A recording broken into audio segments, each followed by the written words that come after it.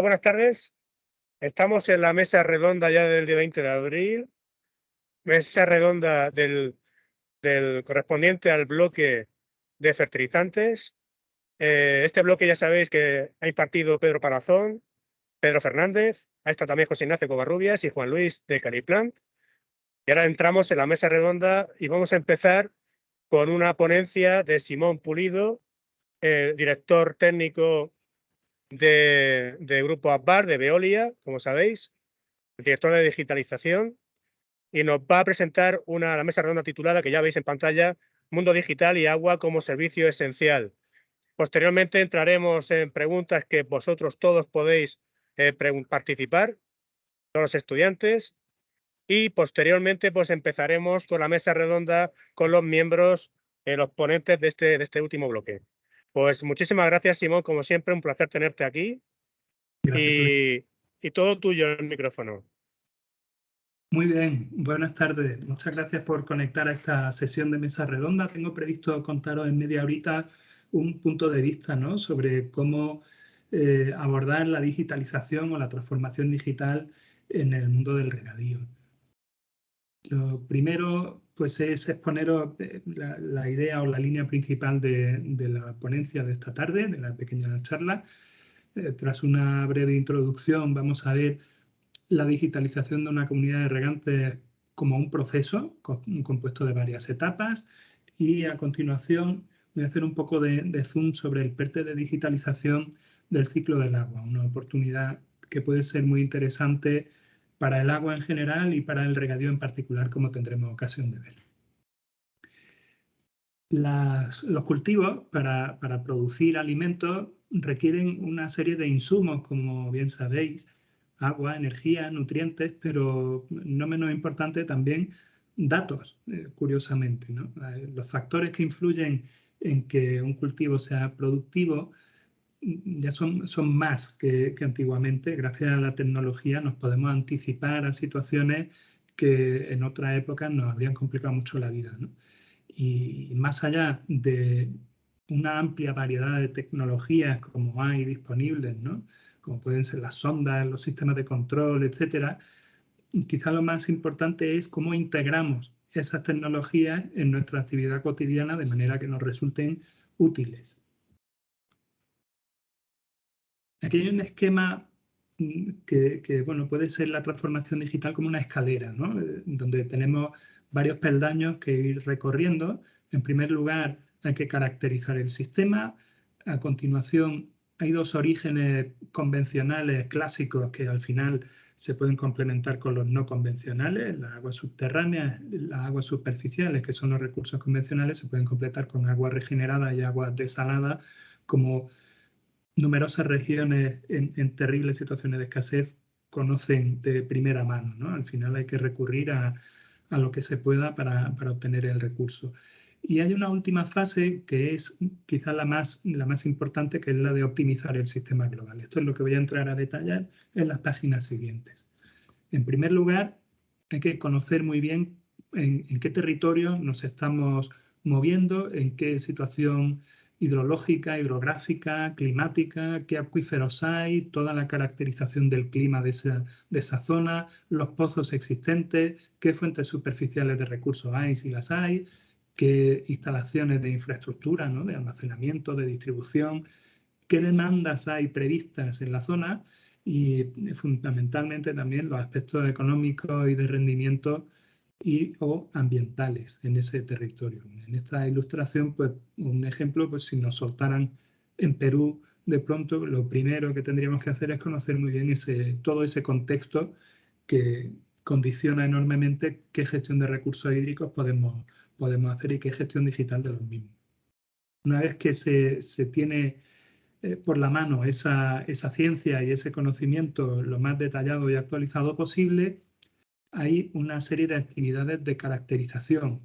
Aquí, a modo de ejemplo, está la de la monitorización de pozos de captación de agua subterránea, que tiene una serie de actividades, como veis en esta imagen, de sensorización básica y telecontrol de las captaciones, de digitalización, por ejemplo, en herramientas, plataformas de seguimiento de la información, y utilizar toda esa información que se obtiene para apoyar la toma de decisiones. De qué pozo nos podemos abastecer o tenemos que buscar recursos alternativos porque los niveles han bajado o porque la calidad del agua se ha reducido. Pues todo esto se puede decidir de una forma con más probabilidad de acertar si se dispone de un buen sistema integrado de información, que básicamente se apoya en dos cuestiones: en un buen sistema de información geográfica de las captaciones y en el análisis de datos de producción de esos pozos de captación y de recomendaciones. Un pozo no funciona de forma estática en el tiempo, es un sistema, como vamos a ver ahora, bastante complejo, ¿no? En el que interactúa la mecánica, pero también la geología y la hidrogeología. En la fase siguiente de caracterización de los acuíferos y su modelización, ya sea conceptual o numérica, se recopilan y se analizan los antecedentes, ¿no? Todos los estudios, bibliografía, quién ha estado capacitado y ha estudiado esta zona y nos puede dar información de lo que se sabía de antemano, o bien realizar campañas de prospección geofísica que con distintas técnicas pues permiten hacer un esquema tridimensional lo más completo posible de cómo está ordenado el subsuelo en sus capas, qué capas potencialmente productivas de agua subterránea, en caso de hacer un pozo ahí, hay en ese subsuelo, de modo que tengamos a partir de esa prospección y de esa toma de datos en campo una buena cartografía geológica y que nos permita pues, saber qué puntos de agua existen y qué posibles nuevos puntos de captación de agua podríamos concebir. Con toda esa información es posible construir un modelo conceptual, es decir, un esquema o una maqueta conceptual del funcionamiento del flujo del agua subterránea en ese subsuelo, ¿no?, que hay en nuestra zona de explotación. Y esto se caracteriza con una serie de parámetros hidráulicos, de disponibilidad de recursos y de calidad del agua subterránea. Finalmente, y este es un paso opcional, pero de indudable utilidad, sobre todo en zonas con una escasez de recursos, todo ese conocimiento conceptual que está, digamos, sobre el papel, ¿no?, y como fórmulas matemáticas, se puede incorporar a un modelo numérico que permita reproducir el comportamiento. Se calibra ese modelo numérico con lo que hemos observado que pasa en este acuífero o sistema de acuíferos y hacer un análisis de escenarios: qué pasaría si extraigo más o menos agua, cómo se recuperarían los niveles, cómo se comportaría el agua en esa masa, en ese acuífero, de manera que podamos apoyar la toma de decisiones haciendo experimentos con gaseosa, digamos, ¿no?, mediante simulaciones de escenarios, o con lo que es más interesante, con un gemelo digital que reproduce el comportamiento de ese sistema sin que tengamos que en la realidad realizar todas esas medidas, porque ya tenemos un modelo bien calibrado que nos permite aplicar estas técnicas. Sobre esta etapa también de las aguas subterráneas existen unas opciones muy potentes en el mercado de gestión avanzada de los recursos subterráneos. En primer lugar, gestionar la explotación en el espacio y el tiempo, optimizar la explotación en función de cómo es este acuífero, como hemos visto antes en la fase de caracterización, y anticiparse a situaciones pues, como la que estamos viviendo en la actualidad, de sequías prolongadas o de escasez de recursos, de manera que hagamos un uso lo más sensato posible de los recursos y que nos permita en el tiempo que nuestra explotación sea rentable de forma duradera y sostenible. Y finalmente está también esta gestión de las infraestructuras. Esta imagen me interesa especialmente porque resalta este sistema, ¿no?, con dos partes: la parte mecánica que vemos en la derecha de la infraestructura, del bombeo, de cómo a punto está el motor de la bomba de captación del sondeo, y el otro sistema que está en la parte izquierda, el sistema acuífero, que es un sistema natural, que no está hecho de engranajes, pero que también responde a leyes y mecanismos. De la optimización de esos dos factores nace esa gestión avanzada de los recursos subterráneos, y que hasta que existieran plataformas digitales como las que os estaba mencionando, pues era una actividad bastante compleja, y que ahora sigue siendo compleja, pero la parte automática ya está representada en un sistema, ¿no? En un sistema de información que ayuda a que nuestras decisiones, como decía antes, sean sensatas. Al final de una fase 1 como esta, en el peldaño de las aguas subterráneas que hemos visto antes, podemos llegar a objetivos muy ambiciosos, ¿no? A lograr objetivos de aumentar entre un 10 y un 15% el ratio energético de la gestión de la infraestructura, de los equipos de bombeo y de todo este sistema de captación de agua subterránea. Nos podemos anticipar incluso a un 35% de averías no planificadas debido a que estamos observando cómo funciona este sistema mecánico, la parte de la infraestructura, y también nos podemos anticipar a situaciones de sequía. Muy bien. El segundo peldaño que aparecía en la escalera inicial que recordaréis era el de las aguas superficiales, perdón, el otro origen, ¿no?, de recurso convencional.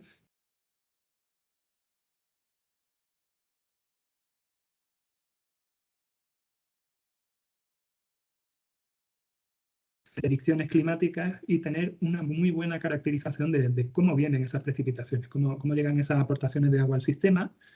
Y básicamente, en primer lugar, pues tenemos estimaciones del impacto que tiene el cambio climático sobre la precipitación. Como sabemos, reduce la aportación anual y además la concentra en episodios de aguaceros intensos perjudiciales, ¿no?, en general, porque provocan inundaciones o daños. Esto es una tendencia climática a la que sin más remedio nuestra actividad va a tener que adaptarse.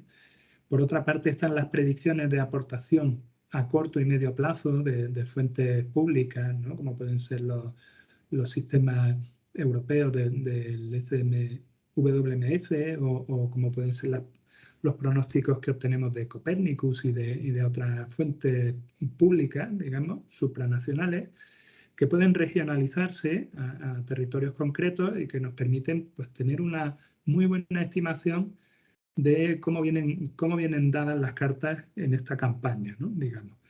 Y con toda esta información y con la caracterización del sistema de agua superficial se pueden crear, y de hecho así se hacen los planes especiales de sequía, indicadores de la situación hídrica que nos permitan anticiparnos. En el diagrama de la parte superior de esta imagen estamos viendo la evolución del índice de sequía en una serie temporal bastante extensa, perdón, del índice de escasez en la cuenca del Segura. Y como vemos, pues pasa bastante poco tiempo en el verde, que es la franja de normalidad, y aquí se puede decir que lo normal es que no estemos en lo normal, ¿no?, en el caso del Segura. Estamos o bien en situación de prealerta o de alerta, que es esta franja naranja, o de emergencia, cuando los niveles de este índice, que se calculan con las reservas de agua superficial, con la comparación con las demandas, con una caracterización de lo que se llaman unidades territoriales de escasez en la planificación hidrológica, se obtiene un índice normalizado que va de 0 a 1 y que cuando es menor que cierto valor, pues pasa a una de estas franjas.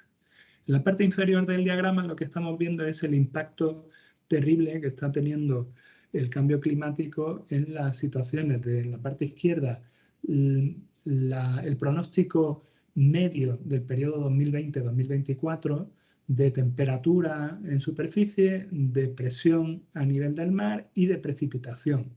Esto es la evolución histórica. Y esta es la probabilidad de que estemos por encima de la media de esos años en el futuro. Y esta probabilidad, como vemos, cuanto más oscuro, pues es más probable que la temperatura en superficie sea cada vez mayor, que la presión atmosférica a nivel del mar sea también cada vez mayor, de ahí estos tonos rojizos, y finalmente también que la precipitación, y especialmente en la zona mediterránea, lo siento si no se ve mucho, pero en estos gráficos del IPCC así se evidencia, en la zona mediterránea donde es uno de los territorios donde más problemas de este tipo vamos a tener. Una precipitación en rojo mucho menor, o sea, muy probable que esté, es muy poco probable que esté por encima de la media, cada vez va a llover menos. Con lo cual, todas estas herramientas de conocimiento anticipado y de anticipación y de adaptación a ese cambio climático nos van a venir muy bien, ¿no?, para mitigar el daño que esto nos puede causar. Igual que en el agua subterránea hacíamos un análisis de cómo funcionaba ese sistema de acuíferos, del mismo modo las cuencas hidrográficas, que son las que por escorrentía conducen el agua superficial hasta que llegan a algo que las detenga o algún aprovechamiento, un embalse, podemos caracterizar, igual que en los acuíferos, ese sistema superficial. Esto se hace mediante modelos de precipitación-aportación, caracterizando el régimen de aportaciones, y también quizás se tiene la posibilidad de crear modelos de optimización del recurso superficial. En las figuras que vemos aquí tenemos un esquema conceptual de un modelo de precipitación-aportación que al final se convierte en un conjunto de nodos y almacenamientos o salidas de un sistema, y se trata pues como una especie de juego de Lego, ¿no? Un juego de construcción en el que cada una de estas celdas están interconectadas y en función de las condiciones de clima o de la hipótesis que estemos trabajando dan un resultado al final y una salida. El diagrama que aparece, el gráfico que aparece en la parte inferior es la precipitación acumulada por años hidrológicos en un pluviómetro, creo que de la provincia de Almería, y tenemos gráficos como estos en nuestras plataformas para todos los pluviómetros a los que tenemos acceso, y esta línea, estas áreas, lo que evidencian es que va disminuyendo, como veíamos antes, las aportaciones, y no solo eso, se producen escalones cada vez más acusados, como este de La Dana de 2019, que corresponden a precipitaciones muy intensas que en realidad no recargan, no llenan, sino que perjudican, ¿no? Una vez más, la evidencia de que hay que adaptarse al cambio climático. Al final de una fase 2 de este peldaño de las aguas superficiales, los objetivos que se espera cubrir en este proceso de digitalización, en primer lugar, son mejorar el conocimiento, entender mejor cómo funciona este sistema. En segundo lugar, con ese conocimiento, optimizar el uso de los derechos de captación de agua superficial de que se dispongan. Y en último, pero no menos importante lugar, anticiparse a periodos de sequía y hacer que nuestra explotación aguante mejor el impacto del cambio climático, es decir, que sea más resiliente. El tercer peldaño es la integración de esa información de distintas fuentes que hemos visto. Me traigo un ejemplo de propia cosecha, que es nuestra plataforma base de datos Smart River Basins, donde una de las primeras cosas que se hace es integrar la información que se ha generado en las fases anteriores. Se identifica cuál es la distribución o mix óptimo entre aguas superficiales, subterráneas, regeneradas y desaladas, que son lo que corresponde a los recursos no convencionales, y se evalúa con meses de antelación o puede ayudar a evaluar la superficie a cultivar, de manera que se disponga de una información actualizada y completa, tanto del agua que se espera, o los recursos que hay disponibles, los recursos que se espera que puedan llegar por medio de esas predicciones meteorológicas y otras cuestiones que no son menores. Podemos convertir ese enorme libro de la planificación hidrológica con 14, 15, 20 tomos en un sistema interactivo donde podemos ver en qué masa de agua estoy, cuáles son los pronósticos que hay, qué demanda total hay, qué previsiones hay de disponibilidad futura, etc. O sea, toda esa anticipación es posible consultarla de forma interactiva y muy intuitiva. Bueno, pues del mismo modo que en las anteriores etapas, al hacer este envoltorio global de información, caracterizamos un sistema de explotación, hacemos un seguimiento de que se están cumpliendo los requisitos que exige tanto la planificación, los requisitos ambientales, como naturalmente el que nos interesa, el de la garantía de suministro. Uno está relacionado con el otro. Si no hay unas condiciones ambientales, difícilmente tendremos garantías de tener un suministro estable en el tiempo. Y bueno, pues con esto podemos entenderlo mucho mejor. Además, al tener toda esta información consolidada, podemos desplegar sistemas de alerta y de coordinación territorial, municipal, etcétera, respecto a emergencias de origen meteorológico. Si el Plan Especial de Sequía dice que hay que tener preparadas las captaciones de emergencia, probablemente necesiten alguna actuación preparatoria de mantenimiento, los equipos de bombeo, los grupos electrógenos, lo que sea necesario. Eso puede estar reflejado aquí en nuestro sistema y no tenemos que andar pensando o localizando qué era lo que teníamos que hacer en esta situación, sino que lo tenemos al alcance de la mano.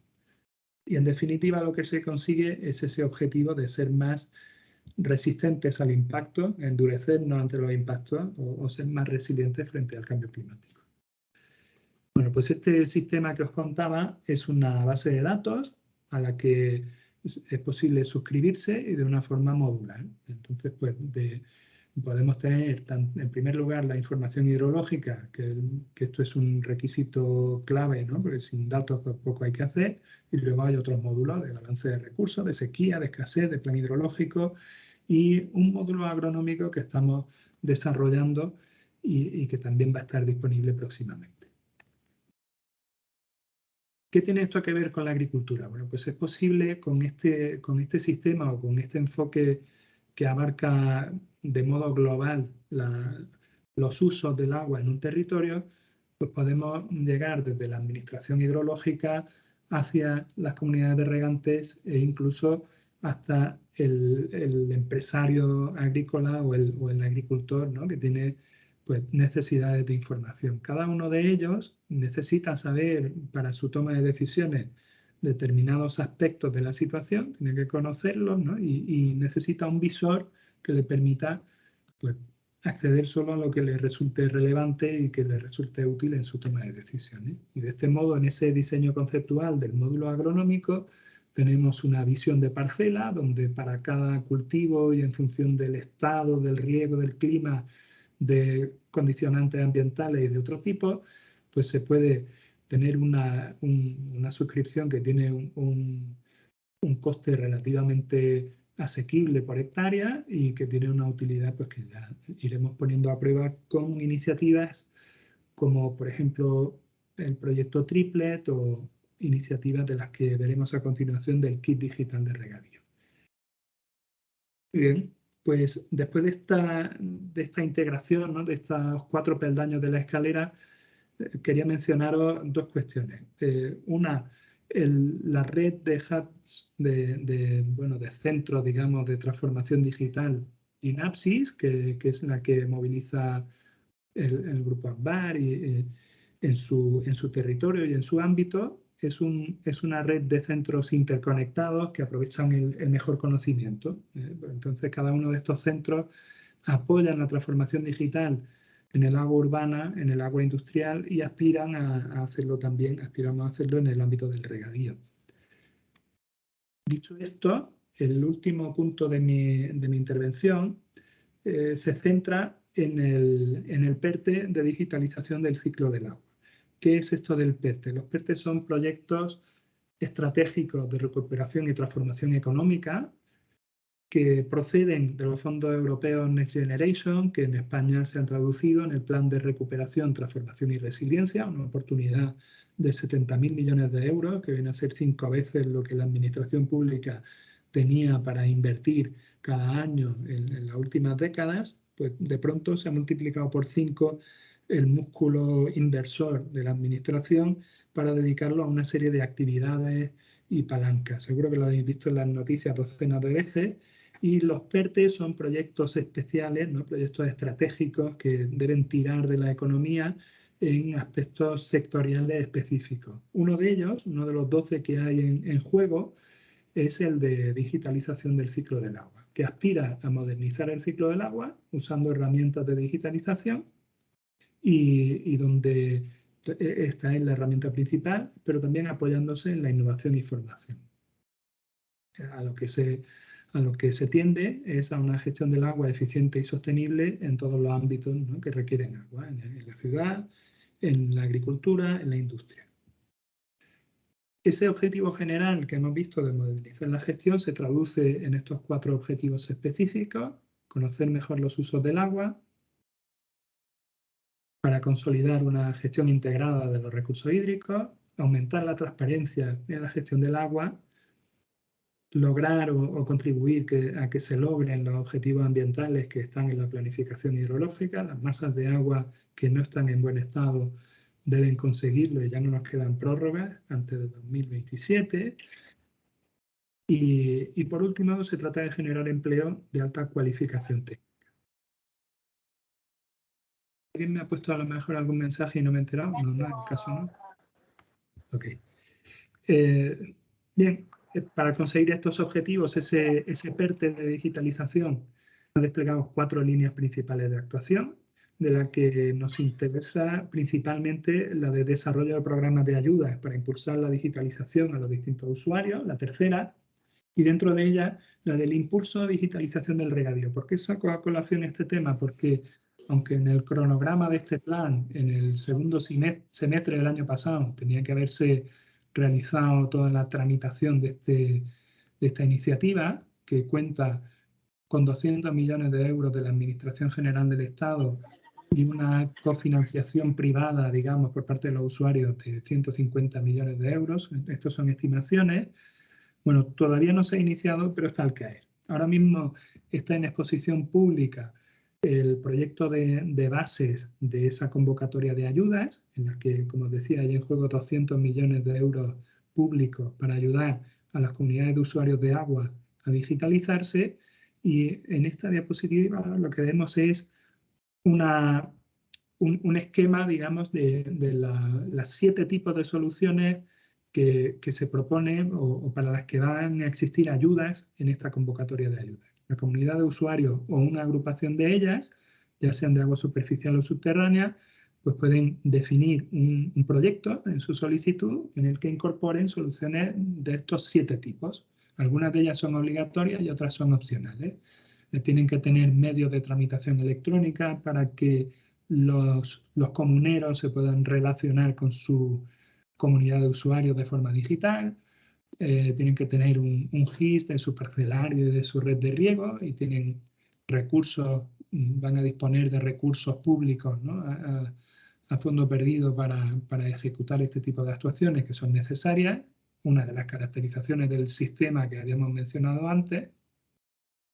Y bueno, toda esta otra serie, ¿no?, de actuaciones, el control de volumen de agua realmente utilizado, es decir, poner contadores en parcela, la cantidad de agua en el suelo desplegando sensores de humedad, los retornos de riego, que son la devolución al dominio público hidráulico, a veces en condiciones pues, peores de las que se captaron de ese agua utilizada en el riego, los lixiviados a las aguas subterráneas con el fin de evitar que migren contaminantes hacia el agua subterránea, y por último este bloque, ¿no?, de herramientas más integradoras de telecontrol, monitorización, fertirrigación y optimización energética ambiental de la actividad. Para desplegar estos 7 tipos de soluciones se han basado en unos estudios del CSIC, es decir, en cierto consenso científico técnico acerca de cómo funcionan estos sistemas en el regadío, y hay una serie de estudios que están enlazados en la presentación y que podéis verlo en la bibliografía, bueno, pues que explican este estado del arte o esta aspiración en la que la Dirección General del Agua, el Ministerio de Transición Ecológica, están ayudando a los usuarios a digitalizarse a cambio, como no, siempre hay un precio, de que compartan con ellos los datos clave que tienen que ver con el buen estado de las masas de agua, con el uso de agua del dominio público. Esto es indudablemente una gran oportunidad para la sostenibilidad de la actividad en regadío y bueno, pues por eso me he detenido tanto en este punto. Bueno, yo creo que estoy ya como para hacer un resumen. Hemos visto que la productividad y la rentabilidad de los cultivos necesitan agua, necesitan energía, nutrientes, pero también datos. Y estos datos son el ingrediente esencial para tomar decisiones acertadas o con probabilidad de acierto. Y es clave en la digitalización, que no es un objetivo en sí, sino un instrumento, que los datos se incorporen a la actividad y apoyen una buena toma de decisiones. Esto se consigue mediante un proceso, que hemos visto que tiene una serie de etapas, una caracterización global, un análisis de los recursos de distintos orígenes y una optimización del sistema global. Hemos visto que existe una red de hubs o de centros digitales de transformación que se llama Dynapsis, que es la apuesta que hace ACBAR, que ha hecho ya desde hace años para digitalizarse ella misma en su actividad urbana, pero también más allá de esto, ¿no?, en el ámbito del regadío de la industria. Y finalmente hemos visto que existe una oportunidad muy interesante en los próximos años, que es el PERTE de digitalización del ciclo del agua, que tiene una partida de ayudas muy interesante y que está a punto de salir al mercado, que es lo que viene a llamarse el kit digital del regadío. Una forma de utilizar los datos para que la actividad del regadío sea productiva y sea productiva de una manera duradera en el tiempo. Y esto es lo que os quería contar. Muchas gracias.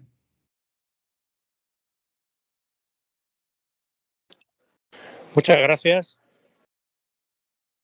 Muchas gracias, Simón. ¿Se me escucha bien? Sí, muy bien, alto y claro. Como veis, estoy con el móvil porque yo no oigo mucho. Hay un poquito de ruido y tengo que ponerme el móvil aquí. No es que esté hablando con alguien. Os estoy escuchando por el móvil. Muchas gracias, Simón. Ha estado, como siempre, excelente la presentación, muy actualizada. Es verdad que llevas unos cuantos años compartiendo con nosotros a través de la plataforma. Al final del curso, que al principio era de la cátedra FMC, como sabéis, y ahora ha pasado a la Bridge to Grow, a la plataforma Bridge to Grow. Llevas ya varios años y la verdad es que cada vez mejoras aún más, la actualizas la presentación y la verdad es que la presentación es muy, muy, muy actualizada. Simón, Alejandro. vamos a ver, yo sé que nos acompaña Juan Luis de Caliplan y también está José Antonio, también de Caliplan. Buenas tardes, son miembros de la plataforma Drive to Grow. Buenas tardes. Van a estar conectados también dentro de poco José Ignacio Covarrubias, catedrático de nutrición en la Universidad de Chile, y también estará Pedro Palazón, CEO de Ideagro. No sé si algún miembro de la plataforma se conectará durante la tarde. Únicamente veis en pantalla a la gente que está conectada de la plataforma.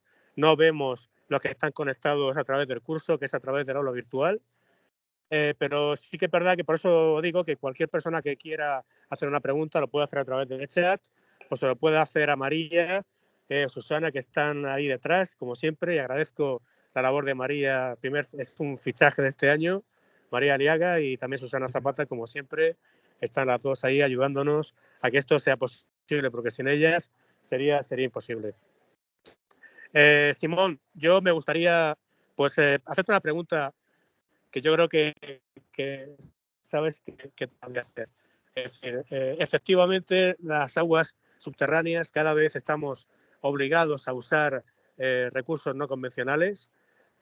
Las aguas subterráneas, pues hombre, siempre ha sido un recurso convencional, pero cada vez va siendo cada vez menos convencional, como sabéis, lamentablemente, ya sea por su escasez o ya sea por su calidad, o ya sea por la propia legislación que nos prohíbe. Y bueno, y recuerdo que dentro de poco está el 2027 ahí, que los acuíferos sobreexplotados no van a poder ser, no podemos extraer agua de ahí. Tenemos, como sabéis, comunidades de usuarios de aguas subterráneas en España. Dentro de poco va a haber otra en el campo de Cartagena.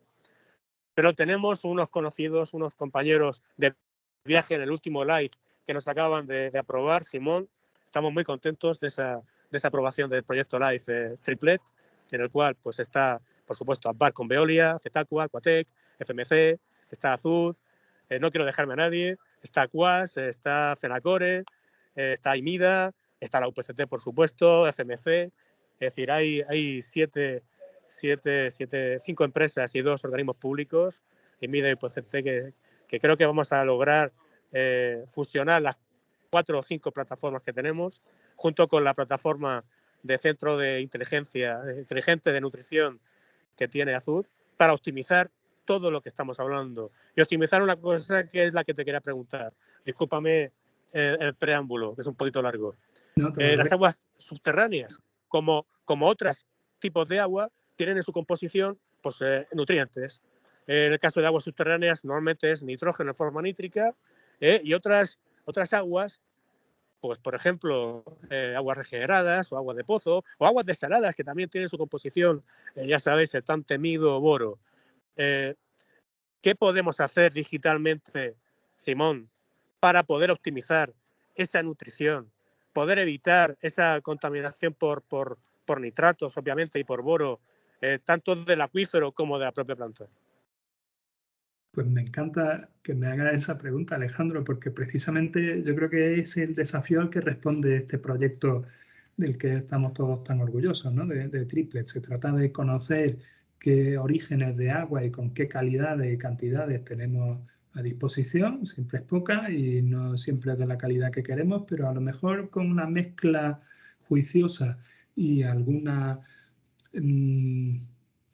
reforma, ¿no? O ajuste de su composición cerca del punto de consumo, se pueda llegar a un punto óptimo, ¿no? Esta es la esperanza que tiene Triplet. O sea, oye, tengo un agua regenerada con mucho nitrógeno y fósforo. Pues mira, precisamente es lo que le hacía falta, porque yo se lo estaba añadiendo al agua de mi cultivo. Si ya me lo trae puesto, ¿por qué no? ¿No? Y esto es un poco la semilla de la idea que hay detrás de Triplet. Encontrar una mezcla óptima que con el ajuste mínimo, porque todo conlleva algún ajuste, y con la energía mínima y el coste mínimo para el medio ambiente y para el operador del agua, para el agricultor que intenta sacarle algún rédito a ese agua, pues es lo que por medio de la digitalización podemos simplificar esa decisión tan compleja, ¿no? Hay veces, pues como para cualquier relación de mezcla o como para cualquier reacción química, si tú tienes un buen pronóstico de qué cantidades de agua de cada tipo vas a tener, puedes hacer también la mejor mezcla posible con lo que sabemos en este momento, o el mejor ajuste posible con los datos más recientes que lleguen, ¿no? Por lo tanto, me parece que precisamente en este punto es donde la digitalización unida al conocimiento experto puede beneficiar y aportar muy buenas ventajas para todos los involucrados, medio ambiente incluido. Efectivamente, porque, Simón, al final se trata de obtener datos en continuo, en tiempo real, en muchos casos en tiempo real, y obviamente pues el agricultor, con ese conocimiento, junto con los técnicos, pueden modificar o pueden tomar decisiones de cara a ese conocimiento, obviamente. Entonces, sabiéndolo para los umbrales, que también se tendrían que digitalizar, pues está claro que al final la optimización está ahí. La optimización está ahí basada en otros indicadores. Y cómo se mezclan, pues está claro que al final es el papel del agrónomo, ¿no?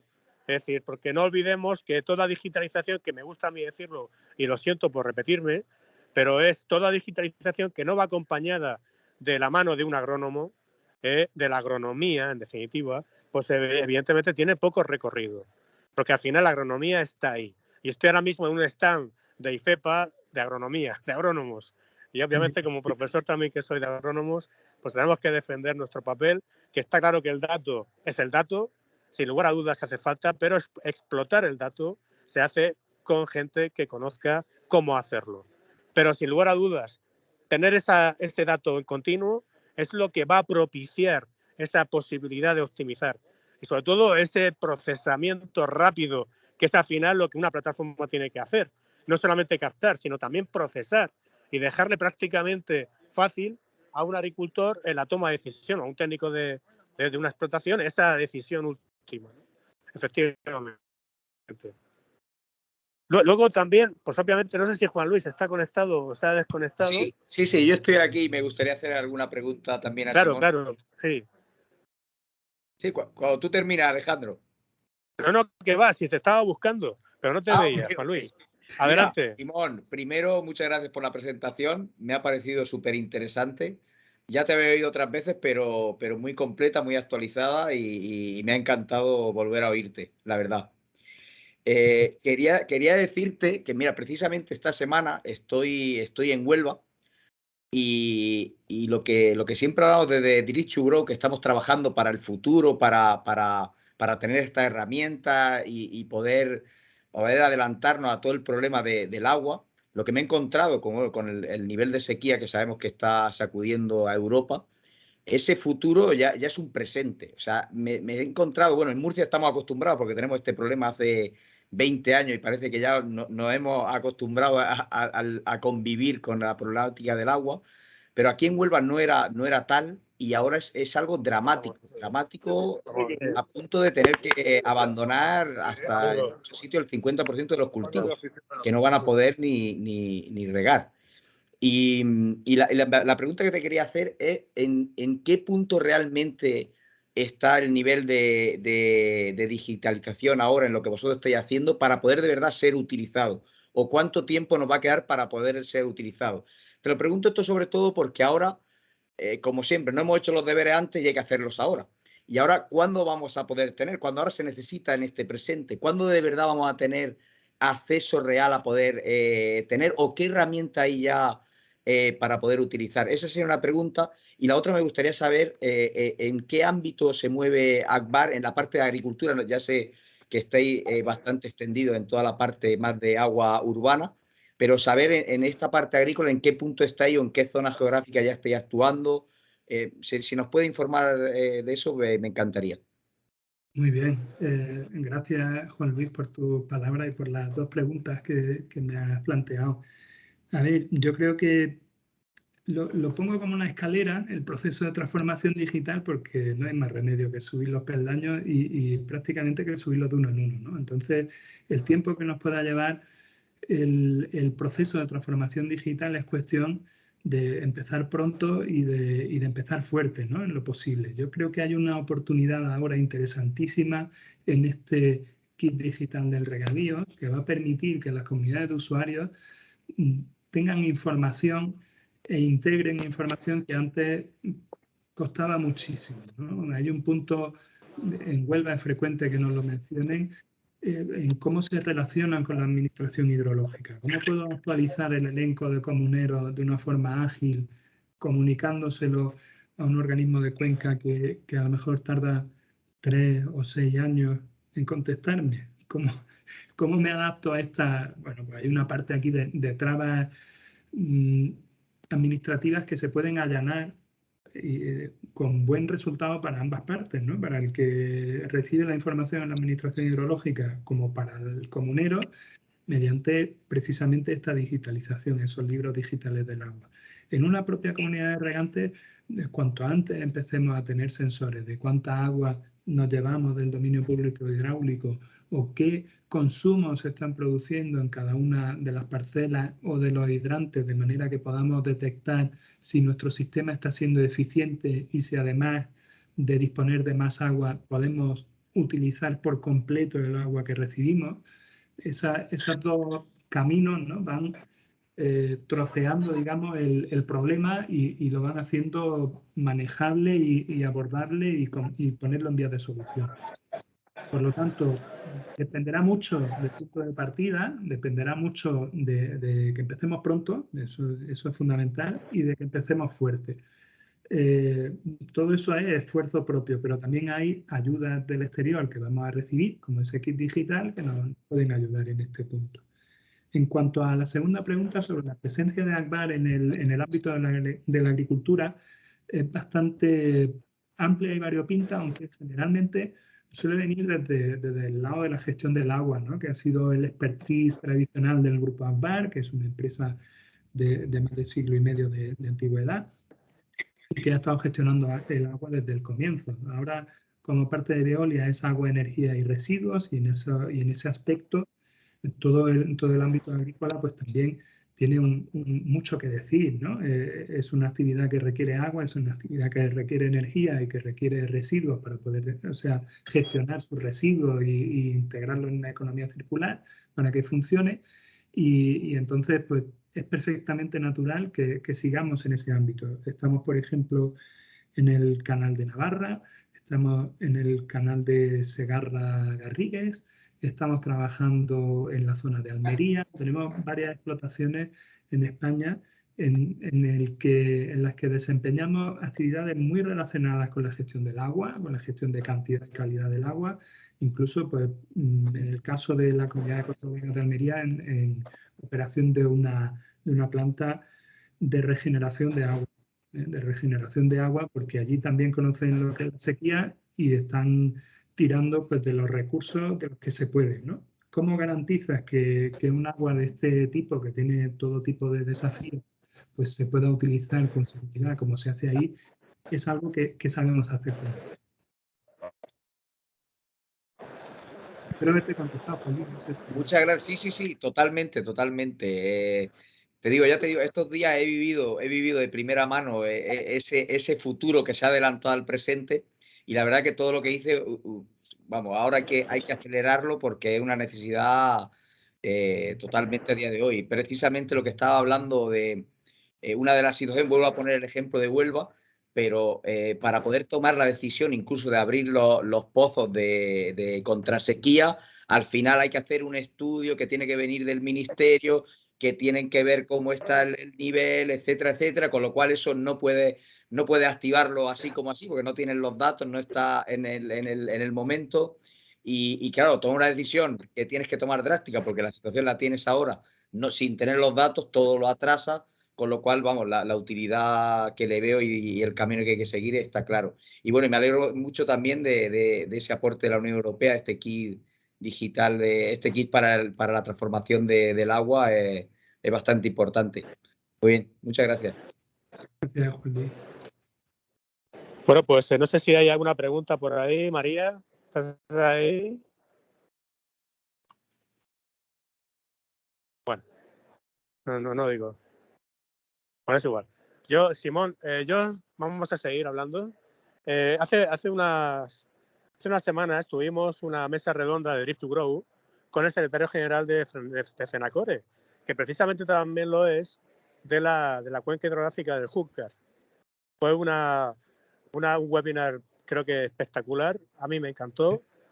Y la verdad es que nos puso en contexto pues, muchas de las casuísticas que conlleva la gobernanza del agua, en definitiva, a través de las comunidades de regantes. Pero es verdad que dejó clara, bueno, mi punto de vista, hay 2 o 3 tipos de comunidades de regantes.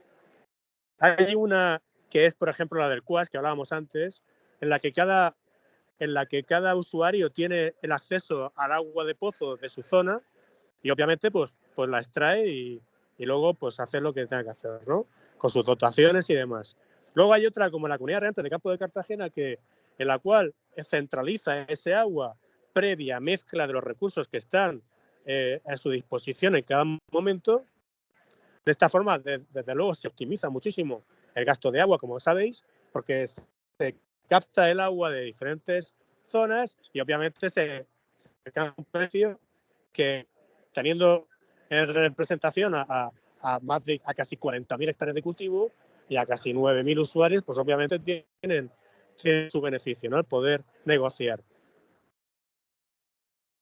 Actualmente la Comunidad de Regantes del Júcar, que además de centralizar también el agua, centraliza la aportación de nutrientes, la fertilización de nutrientes.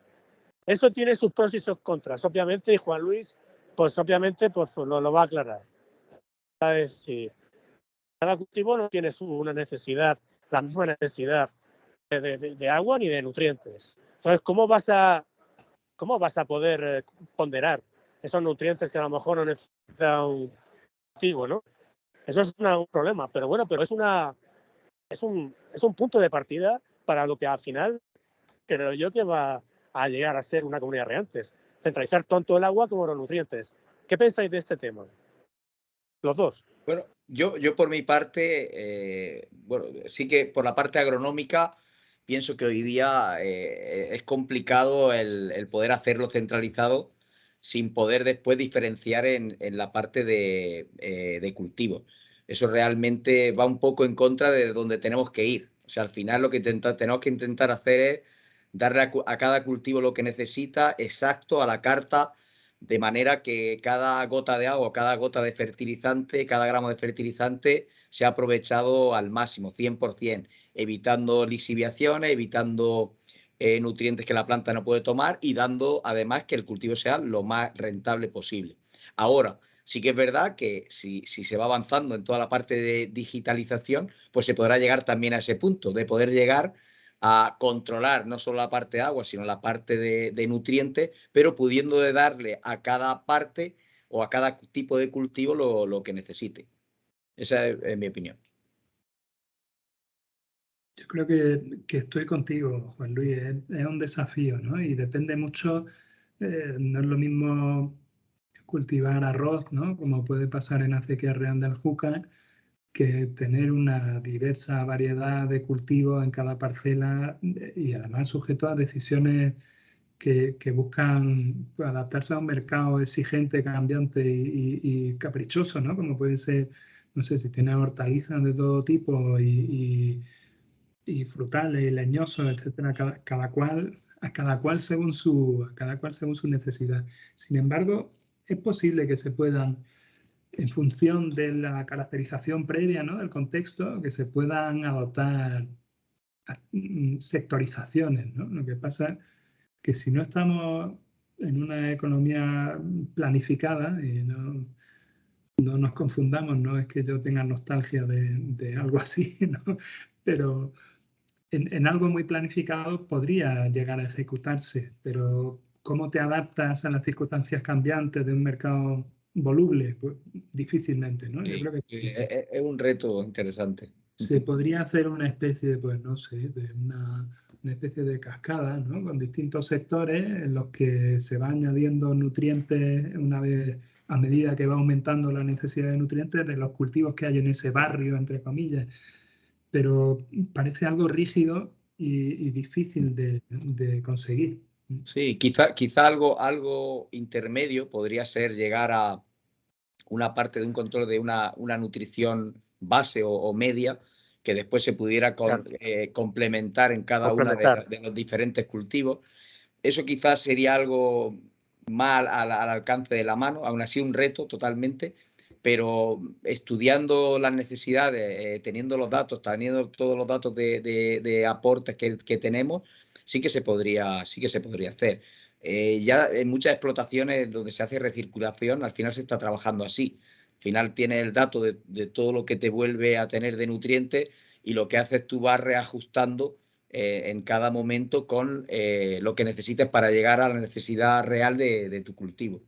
Con lo Eso cual, podría tener economías de escala, un esquema como ese en el que en vez de añadir 50 kilos que compro individualmente, añado 1 kilo porque los otros 30 que hacían falta se han comprado de forma colectiva y con una capacidad de negociación mayor, como a la que aludía Alejandro antes al hablar del campo Sí. de Cartagena, ¿no? Ujú. sí, aparte también lo que se ahorraría de transporte y todo, concentrando gran parte, que todo eso se está moviendo, tanto movimiento de nutrientes a cada finca, movimiento muchas veces cuando vaya con el abono líquido que estás transportando muchas veces agua, podría ser interesante y habría ahí una reducción también de transporte considerable. El caso es que teniendo los datos, como decía antes, se podría jugar con escenarios de este tipo, imaginar esa hipótesis y ver si es ventajosa antes de embarcarse en pillarse los dedos con una inversión que, uy, pues no funciona, vaya por Dios. Mejor probarlo con gaseosa, ¿no? Totalmente, totalmente. Hombre, yo creo que al final esa solución intermedia es la que habría que apostar, sin lugar a dudas. Es decir, hoy teniendo los datos y teniendo información en tiempo real de lo que pasa por una tubería o lo que llega, pues obviamente luego puede ser complementado o reducido en alguna forma para que llegue al cultivo X, ¿no? Y Sí. yo entiendo que, a ver, yo sé que no todas las comunidades de regantes tienen el último modelo que acabo de explicar, pero sí que es verdad que puede ser una tendencia a la cual al final pues pueda llegar, ¿no? Pueda llegar porque es cierto que al final, si tú fijas una NPK y al final pues aportas los secundarios por otro lado y los micro por otro, al final pues vas corrigiendo y vas aportando lo que le falta al cultivo, ¿no? Sí. Pero bueno, obviamente, pero eso, claro, tiene que ayudar la digitalización. Eso no, Totalmente. pues, no es posible, nunca obviamente será posible optimizado si no se cuenta con una digitalización adecuada, que es a donde iba yo, ¿no? Está clarísimo que al final, sea o no el futuro más inmediato, aunque ya es presente en algún sitio, pero sí que es verdad que es la tendencia que podríamos llegar a tener, pero gracias a la digitalización, eso puede ser optimizado y realmente aplicado. Ujú. Yo quería preguntarte, Juan Luis, perdón, disculpa, no, es que no, como no digo nada, perdón. Gracias por lo de la digitalización acompañada del conocimiento experto de una... Sí, sin lugar a dudas. Ya sabes que yo, mi primer mandamiento de agrónomo fue ese, digitalizar acompañado de el dato. Si no se puede interpretar por alguien especialista, no vale. Es decir, igual que un sensor. Hay cuántas empresas de sensórica hay en esta sociedad, que cada vez hay más. Y ojo, y chapó, de verdad, y muy bien, me alegro mucho. Pero los sensores no solamente es instalar el sensor, e irse corriendo a otra finca. No, es acompañar al agricultor. La digitalización es acompañar. La clave no es instalar e irse. La clave está en tener el dato y saber interpretarlo y saber cómo aplicarlo. Está claro. Claro, el clic está en acompañar. Y obviamente en las escuelas de agrónomos es verdad que cada vez pues presentan títulos propios junto con tecnologías, que me parece también una decisión acertada, pero ahí está, el papel está en agrónomos también. O sea, tienen que ser agrónomos con una cierta multidisciplinaridad en la cual pues obviamente pues te tenga capacidad en cualquier profesión, cualquier ingeniería, que obviamente aquí tenemos que ser multidisciplinares, que para eso una ingeniería, pues evidentemente, igual que otras facetas de la vida, pues no se puede saber de todo. Y cada uno tiene que aportar por lo que realmente puede ser útil de cara al agricultor. Juan Luis. Dime. En la charla del otro día, que es verdad que la tuvimos que dar en grabada porque tú estabas fuera, pero luego al final pudiste conectarte en directo. Yo hay una cosa que es verdad que me gustaría otra vez que recalcar, ¿no? Ante a lo mejor la gente que no pudo estar en directo el otro día. Es el tema de un cultivo bajo un sustrato y otro cultivo bajo un suelo. Es decir, señores, no vale un protocolo de fertilización para uno y para otro. No es lo mismo. Y ahí entramos otra vez con el asesoramiento tecnológico y asesoramiento del agrónomo. Tú diste una pauta muy importante que la mayor diferencia estriba, sin lugar a dudas, por supuesto, en el riego, pero también en la temperatura. ¿Podrías, por favor, recalcar esto último? Sí, claro. Mira, has dicho además cosas que también, aparte de la temperatura, que voy a añadir a lo que dije el otro día, porque sin duda la gran diferencia entre trabajar en sustrato, trabajar en suelo, la primera, lógicamente, la temperatura es un factor que te va a influir, porque al final estás dentro de tierra y en un sustrato estás fuera de suelo, no tienes el abrigo de la tierra, aunque hay sistemas, como hablé, de calefacción latente, ya sin tener que gastar energía, con los que se está pudiendo trabajar fuera de suelo, casi al nivel de suelo. Pero después, una vez que estás fuera de suelo, tiene muchas ventajas. Quitando esa parte de temperatura, el resto son, para mí, muchas ventajas. Primero, que tienes controlado prácticamente el 100% de los datos de lo que está entrando y saliendo de una planta, o sea, lo que estás aplicando y lo que la planta está drenando, con lo cual te permite reajustar tanto riego como nutrición de una manera casi exacta, a la carta, a lo que necesita, evitando pérdidas de agua o de nutrientes innecesarios y dándole lo que la planta necesita.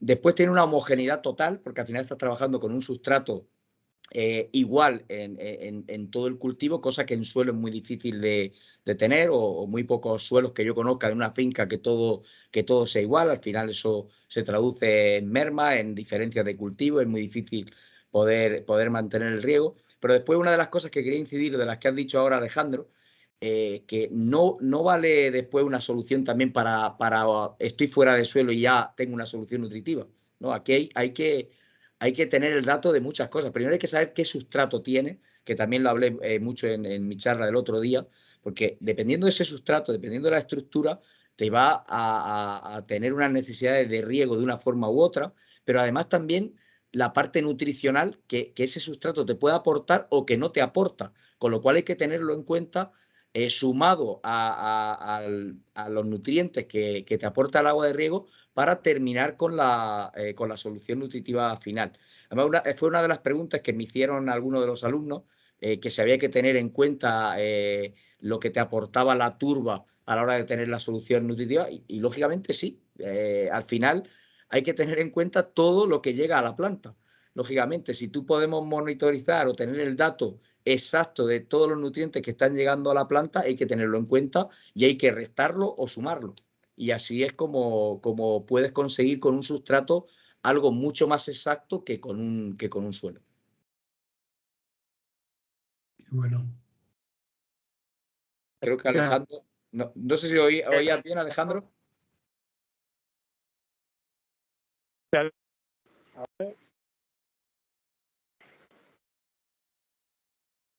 Ahora no te oímos ¿Me bien, escucháis? Alessandro. ¿No? Ahora sí. ¿Me escucháis ahora? Ahora sí. Te Vale. escuchamos, sí, Alejandro. Pues creo, me dice María que hay preguntas. María, ¿estás ahí? Sí, bueno, ¿se me escucha? Sí, Sí, María, María. habla. Vale. Tenemos preguntas por el chat de José Antonio Martínez Sánchez. Dice que le parece muy interesante y la primera pregunta es si habéis hecho algún estudio en la zona del campo de Cartagena, de aprovechamiento de agua del acuífero. Supongo que esa va para ti, Simón. Sí, probablemente. Y yo creo que tenemos algún estudio hidrogeológico de nuestro equipo de hidrogeólogos de Aquatec en relación con todo el funcionamiento, ¿no?, del sistema acuífero del campo de Cartagena, que es bastante complejo y que yo conozco solo de forma muy, muy superficial como para contestar, pero sí que tenemos algún estudio hecho de los distintos niveles. Si no recuerdo mal, hay un acuífero somero que está bastante salobre y luego un acuífero profundo o al revés. Y por eso casi mejor no me adentro en responder, pero tenemos algún estudio, aunque yo no lo conozca.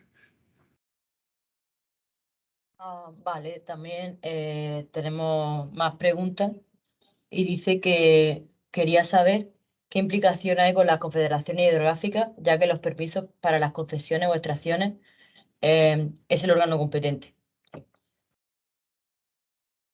Bueno, y sigue siéndolo. Este sistema de información que hemos visto no sustituye ni al agrónomo, ni al técnico de la administración hidrológica, ni al comunero. Es un instrumento para que todos sepan, es como lo solemos llamar una fuente común de certeza, ¿no?, como el reloj de la iglesia. ¿Qué hora es? Pues miramos al campanario y todos sabemos la misma hora. Pues este sistema tiene la misión de ser una especie de campanario, de manera que sea posible conocer cuáles son las extracciones, cuáles son los niveles piezométricos que hay con los datos oficiales, y que con esto cada cual pueda tomar la decisión más pertinente.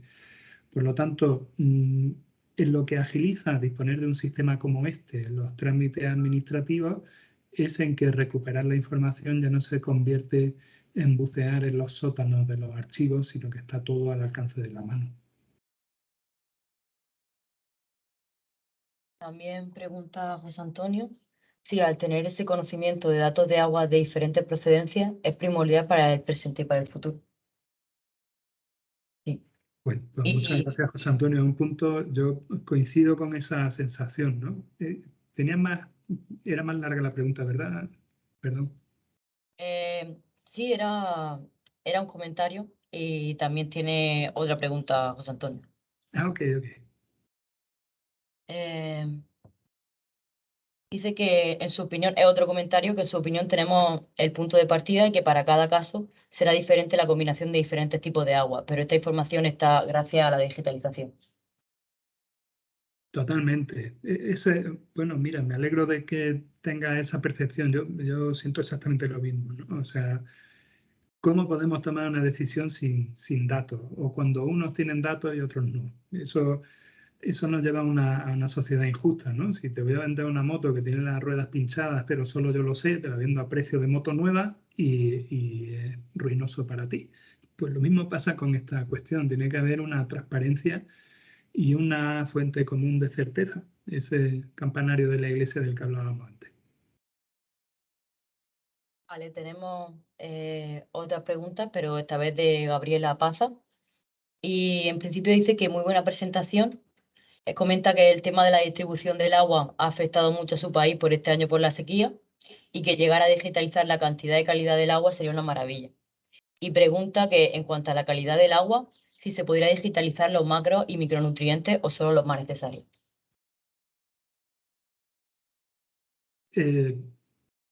Pues depende de los micronutrientes de los que se trate, de las técnicas analíticas disponibles, ¿no? Cuando nos metemos en análisis químico, no siempre es fácil tener datos en línea o directos, ¿no?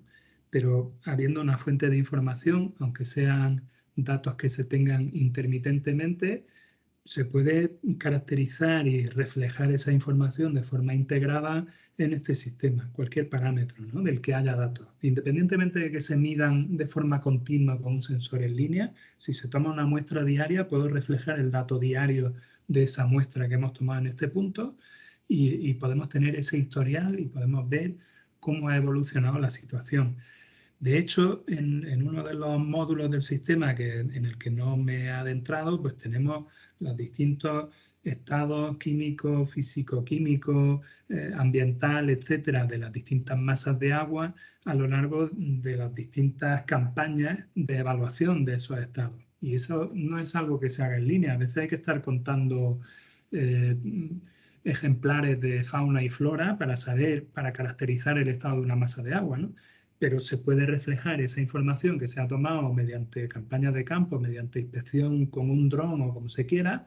El dato que ha nacido de esa inspección se registra en la base de datos y se pone a disposición. Por lo tanto, en tu país, que no sé cuál es, pues también es una solución que se podría aplicar, ¿no?, y que se podría implantar siempre y cuando se mida de algún modo. Cuanto más digital y continua sea la medición, pues más rápida y más frecuentemente tendremos información en el sistema, pero independientemente de eso se puede reflejar ahí. Vale, de momento no tenemos más preguntas, gracias. Pues gracias por las preguntas, Susana, y a los asistentes. Muchas gracias, María. Está el clip de ahí, muy bien. Le llamo a Bueno, Susana, pues vamos a seguir. ¿Perdón? que la he llamado a Susana por lo que veía en la pantalla y es María. Perdóname, María. Ah, sí, no, es que ya tenía un problema con No pasa nada. la acreditación. Está como si fuera Susana, pero no. Susana está al principio. Ahora es María. Bueno, una cuestión importante es el tema del, porque obviamente tu tema está claro que al final es el agua en lo que es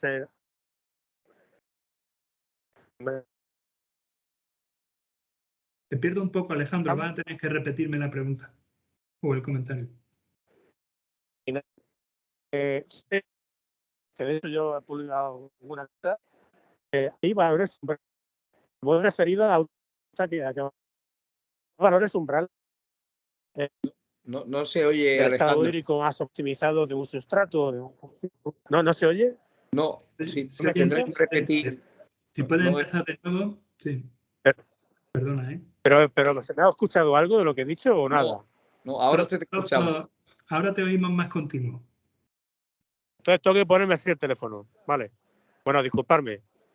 Que lo digo porque hablando en parcela yo, se ha publicado bastante valores umbrales del estado hídrico del suelo y también del cultivo, con indicadores del estado hídrico del suelo y la planta que son bastante robustos y pueden servir un poquito al agricultor o al técnico bueno, si no tuviesen datos, pues a saber un poquito por dónde va el tema, midiendo simplemente pues el potencial hídrico de tallo, que es una medida puntual, que es un equipo que no es muy caro. No hablo de la cámara de presión de Stolander, que obviamente sí lo es y es difícil medirlo, pero con las pump up, que también te mide el potencial hídrico del cultivo, pues la verdad es que es un valor que integra el sistema hídrico del suelo planta atmósfera, con lo cual es un valor que yo invito a la gente que no tenga sensores a poder utilizarlo. Y hay valores umbrales que están publicados en revistas abiertas, ¿eh? Pero volviendo a la parcela, que está claro al final que hay que darle al usuario del agua, pues el agua que necesita en cada momento, si fuera posible. Pero claro, en el momento en que no es posible, ese es el clic de la cuestión. ¿Hasta qué valores podemos bajar, no? Ese es un clic de la cuestión importantísimo que Juan Luis, pues obviamente nos puede ayudar, porque no solamente con el agua, sino también endureciendo un poco el cultivo, ¿no es así? A través de nutrientes.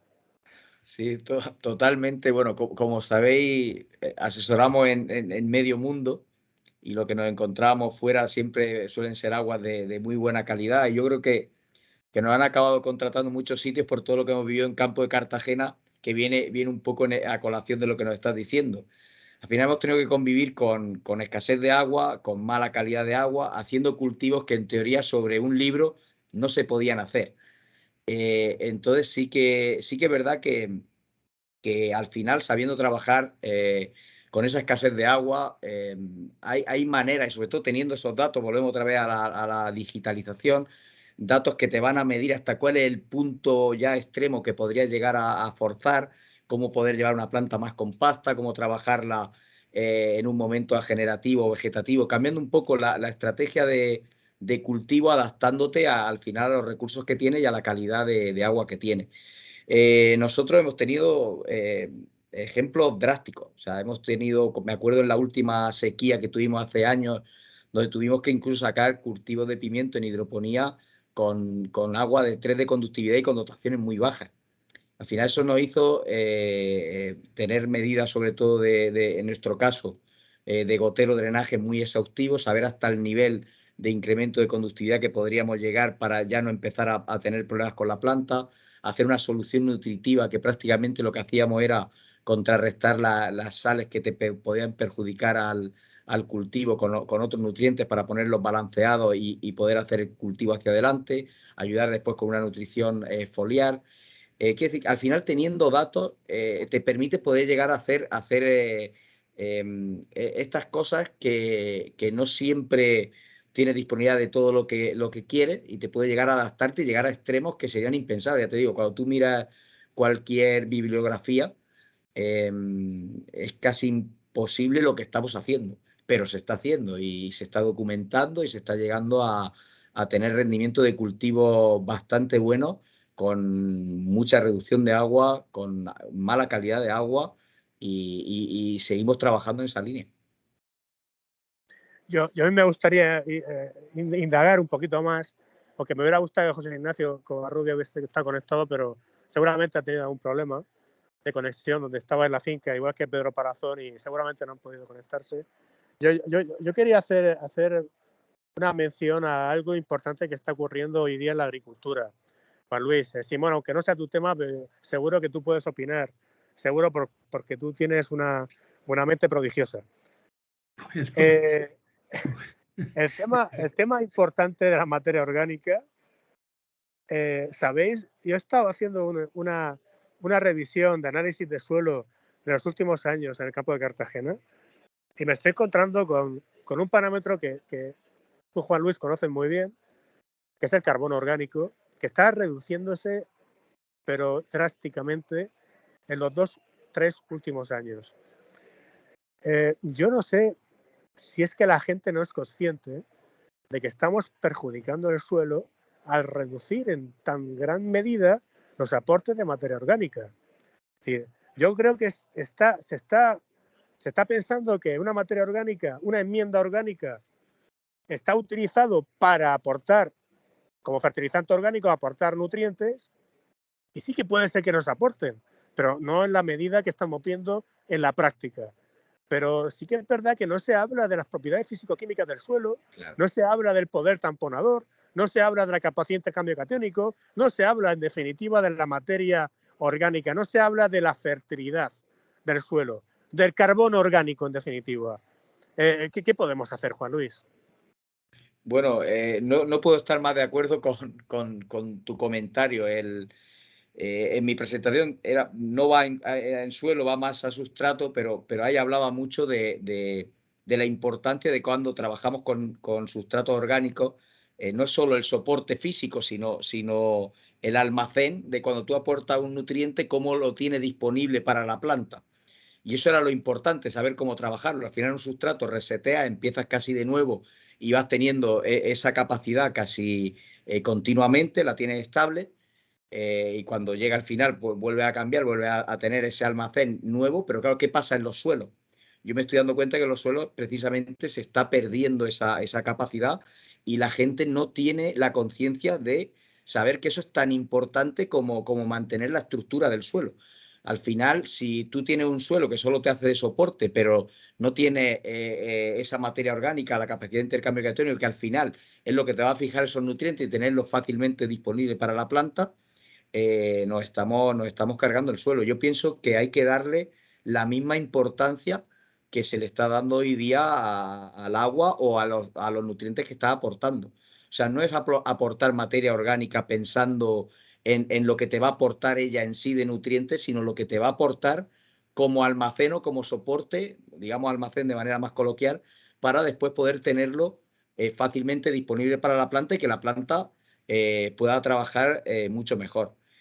Pienso sin duda que hay que concienciar a la gente a trabajar esa línea, volver a tener suelos fértiles. Aquí también con las administraciones hay que intentar que sean conscientes de esto, porque muchas leyes que están metiendo ahora no están teniendo en cuenta esta parte, y para mí es tan importante o igual que el nutrir bien y que regar bien. Sí, pero fíjate, Juan Luis, que los datos que estoy teniendo yo de materia orgánica, pues en algún caso se incrementa, otros se mantienen, pero señores, el carbono orgánico está bajando, que el carbono orgánico, no olvidemos, que es el indicador más claro de calidad del suelo, el que te indica verdaderamente la fertilidad. Y no lo digo yo, lo dicen especialistas del suelo, que muchos de ellos no son agrónomos, son edafólogos o son químicos agrícolas. Es decir, señores, el carbono orgánico hay que llevar cuidado con él. Porque la materia orgánica al final, pues sí, tú aportas materia orgánica y puede ser, pues oye, que quede el resto del abono orgánico o enmienda orgánica que se ha aportado y al final, pues eso está ahí. Pero el carbono orgánico es lo que queda. Es la base, en definitiva, que te indica de forma más estabilizada en el tiempo la fertilidad del suelo. Bueno, pues es lamentable lo que estoy viendo y no, yo no sé si habrá que hacer algún escrito, Juan Luis, oficialmente, porque yo hasta lo haría. Yo lo haría. Esto la gente tiene que saberlo. Porque obviamente tú, el día a día de un agricultor, de un técnico de una empresa, no se para a pensar qué nivel de carbono orgánico, y de hecho creo que no se mira, qué nivel de carbono orgánico hay en nuestro análisis de este año, el que partimos. Claro, yo creo que están mirando en materia orgánica. La materia orgánica, el humus estable en definitiva. Pero el carbono orgánico, señores, está cayendo, pero drásticamente. Con lo cual tenemos hipotecados los suelos agrícolas. No, pues, al final, Alejandro, ¿Perdón? No, al final eso es otra de las partes que hay que volver a concienciar a la gente, igual que se está haciendo en la parte de nutrición, en la parte de riego, en la parte de volver a trabajar la fertilidad del suelo. Y ese dato yo creo que hay que darlo a conocer y hay que volver a enseñar otra vez a la gente a cómo volver a cuidar los suelos y empezar a prepararlos para el futuro. O sea, es que estamos en la misma línea de todo lo que estamos hablando y eso es tan importante igual del agua o los nutrientes.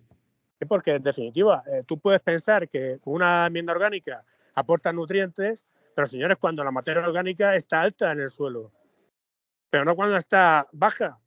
Señores, vamos a ser listos.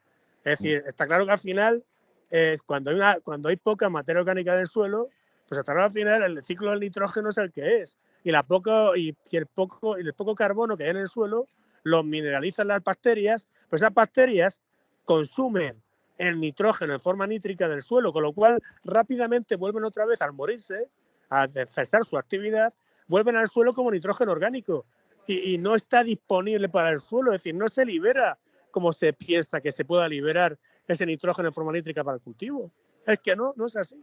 Con lo cual, bueno, no sé si queréis comentar alguna cosita más.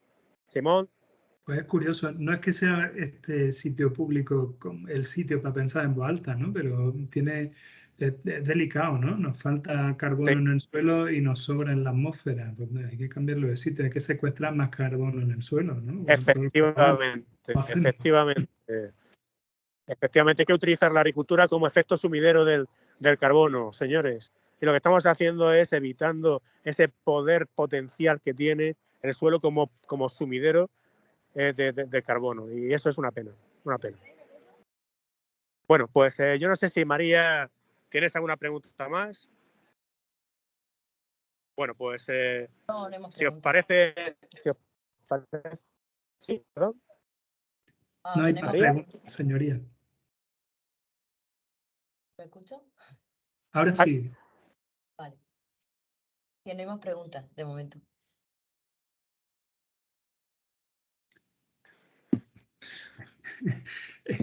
Alejandro, ya no hay más preguntas. Es que vale, no hay más preguntas. Disculpadme, pero es que hay cada vez hay más gente y no se oye nada. Bueno, yo quería terminar no quería terminar sin agradecer a Juan Luis, sin agradecer, por supuesto, a Simón, que también está Vicente Blasco por ahí de Plastestic conectado. Es decir, gracias por participar en esta mesa redonda, gracias por participar en este curso, pero sobre todo gracias por tener la iniciativa y, por supuesto, haber contado conmigo para la creación de la plataforma Drift2Grow. Drift2Grow, en definitiva, es un ecosistema de conocimiento para optimizar el agua y nutrientes de una manera inteligente, como estamos hablando hoy, de una manera inteligente a través de datos, de la digitalización. Y esa digitalización tiene que ser compartida y ayudar al agricultor para que la lleve a cabo. Muchísimas gracias por la confianza, Simón, Juan Luis, y nada, y así a seguir. Yo también me están chivatando por lo bajo, que también tengo que informarte que el martes que viene, y lo he dicho en la última clase, pero lo vuelvo otra vez a repetir, tenemos la primera clase para homologar el operador agroambiental. Señores, tenéis que conectaros en directo. Podéis venir en presencial al ELDI, donde impartimos el curso. Estará Miguel Moreno de Bonduel, estará en directo en el ELDI, en la UPCT, impartiendo la clase de 4 a 6. Pero, por favor, ya sea en directo, ya sea presencial o no presencial, pero tenéis que estar en directo en la plataforma Teams, porque se va a supervisar vuestra asistencia desde las 4 a las 6, señores. El que no esté no va a poder homologarse a ese operador agroambiental. En definitiva, ese operador es lo que conlleva esa agricultura sostenible para que ayudemos todos a las empresas agrícolas a ser más sostenibles, ¿no?, dentro del ámbito de la agricultura. También mañana se inicia el test de este bloque. Por favor, los que contestar a este bloque, al test de evaluación, pero también, por favor, contestar al del último bloque, porque el domingo había gente sin haber terminado, ¿vale? Por favor, esas cosas son importantes que las llevéis al día.